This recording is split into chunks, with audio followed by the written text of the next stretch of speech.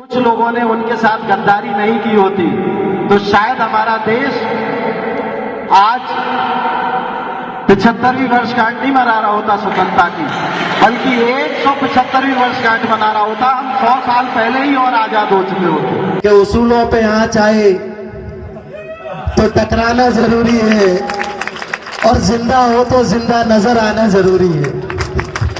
अगर किसी पे अन्याय हो रहा है तो उसके साथ खड़े हो जाओ, चाहे सामने वाला कोई अपना ही क्यों ना हो, लेकिन अन्याय के खिलाफ तो निश्चित ही हमें लड़ना चाहिए। चाहे जीजा माता हो, चाहे रानी लक्ष्मीबाई हो, इन्हें कभी देश का कोई व्यक्ति नहीं बुला सकता।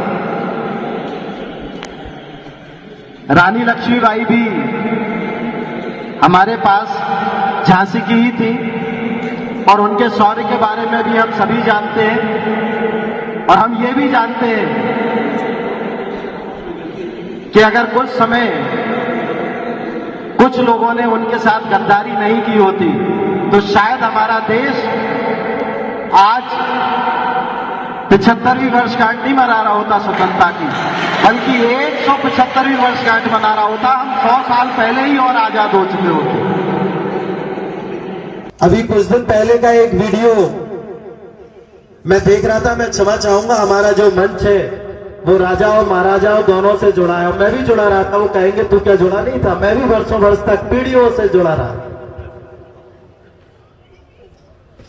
पर अभी एक दिन मैं सुन रहा था, कोई एक माननीय बड़े नेता मंच से कह रहे थे, किसी उन्होंने नेता पुत्र को बुलाया था, तो वो मंच से कह रहे थे कि इस क्षेत्र का सौभाग्य है कि आप यहां आ गए। तो यहां के लोगों ने ये आतिशबाजी देख ली। यहां आदिवासी समाज आया है, या मीना समाज आया है, या धाकड़ समाज आया है, या यादव समाज आया है। इनके बच्चों ने कभी दिल्ली बंबई नहीं देखी। आप आ गए तो ये उत्सव देख लिया, नहीं तो इनकी किस्मत में कहां था। मैं उनको बताना चाहता हूं कि ये देश आजाद हो गए 75 वर्ष हो गए हैं और यहां कोई पिछड़ा नहीं है। अब आज इस देश की राष्ट्रपति आदिवासी समाज से है। आज यादव समाज का इस क्षेत्र का बेटा प्रजातंत्र के सर्वोच्च मंदिर में बैठ के, दिल्ली में बैठ के उन फैसलों में सहभागिता निभाता है जो देश हित में, राष्ट्र हित में कानून बनते हैं। तो हमारे बच्चे यहां तक सीमित नहीं है, हमारे बच्चे भी विदेशों में पढ़ते हैं। तुम दिल्ली बंबई की बात करते हो माननीय, हमारे बच्चे भी देश और विदेश में पढ़ रहे हैं। पर पता नहीं क्यों हम ऐसे लोगों की जय जयकार करते हैं जो हमें भरे मन से नीचा दिखाते हैं। मैं ये नहीं कहता कि किसी का विरोध करो, पर मैं ये कहता हूं कि गलत का विरोध करो। अपने स्वाभिमान के लिए कहीं कोई समझौता मत करो, क्योंकि नेता बड़े जोर जोर से कहते हैं कि उसूलों पे आंच आए तो टकराना जरूरी है और जिंदा हो तो जिंदा नजर आना जरूरी है। तो भाइयों, हम भी जिंदा लोग हैं, हमारा भी स्वाभिमान है, हमारे भी उसूल हैं और हम एक ऐसे समाज से आते हैं जो समृद्ध है, संपन्न है, बहुसंख्यक है। हम किसी से किसी तरह से कम नहीं है और ना कोई हमें कम आंकने की कोशिश करे।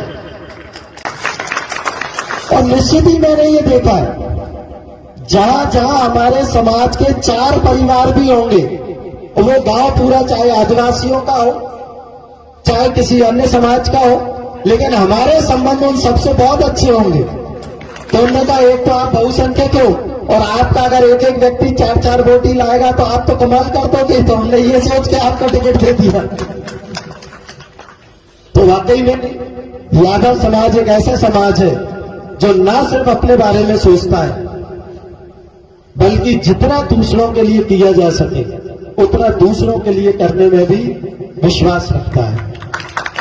क्योंकि हमने अपने इष्ट भगवान श्री कृष्ण से भी यही सीखा है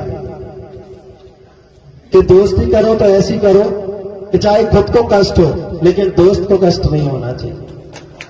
और अगर किसी पे अन्याय हो रहा है तो उसके साथ खड़े हो जाओ, चाहे सामने वाला कोई अपना ही क्यों ना हो, लेकिन अन्याय के खिलाफ तो निश्चित ही हमें लड़ना चाहिए। और यही बात है कि आज हमारे समाज का हर जगह मान सम्मान होता है।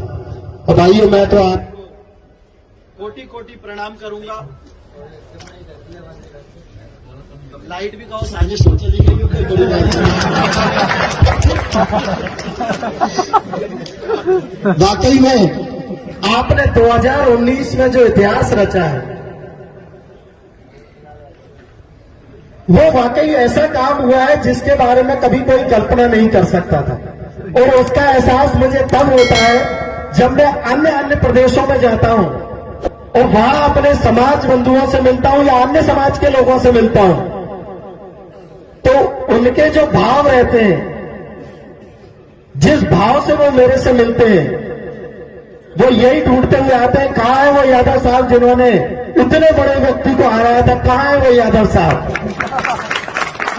तो मैं उन्हें यही कहता हूं कि भाई मैं हरा के नहीं आया हूं, ये गुना, शिवपुरी, अशोकनगर लोकसभा के मेरे समाज बंधु हैं, वहां के लोग हैं जिन्होंने मुझे इतना भरपूर आशीर्वाद दिया कि एक असंभव सा कार्य संभव करके दिखाया।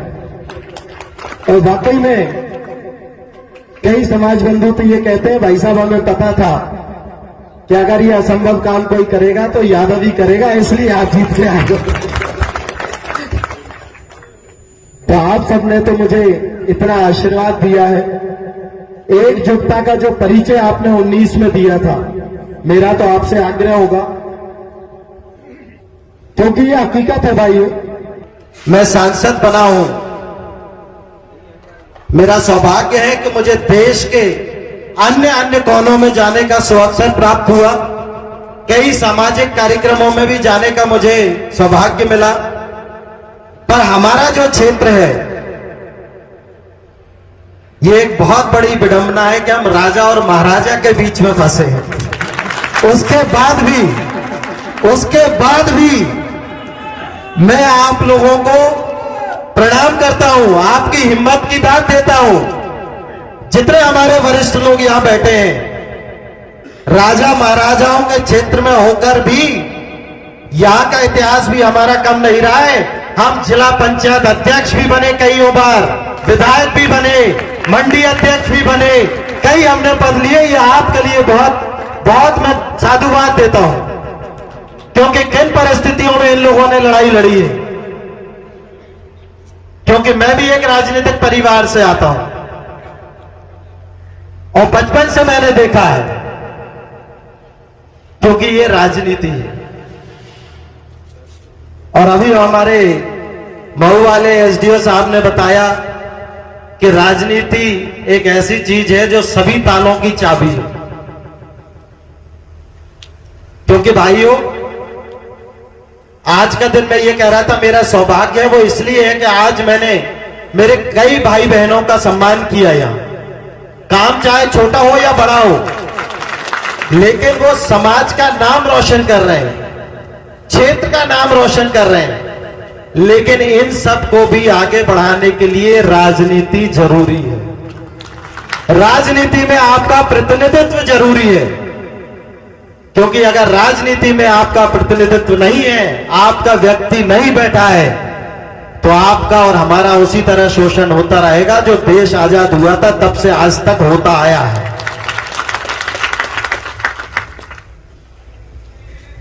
बिल्कुल हम बहुसंख्यक हैं, कम से कम इस लोकसभा में तो हम बहुत ज्यादा बहुसंख्यक हैं। अभी जाति जनगणना की बात हुई, गुना में कितने यादव हैं वो बात हुई, और हम और आप बहुत अच्छे से जानते हैं कि गुना, शिवपुरी, अशोकनगर में कितने यादव हैं। लेकिन क्या आज से पहले जो हक, जो अधिकार हमें राजनीति में मिलना चाहिए था वो हमें मिला?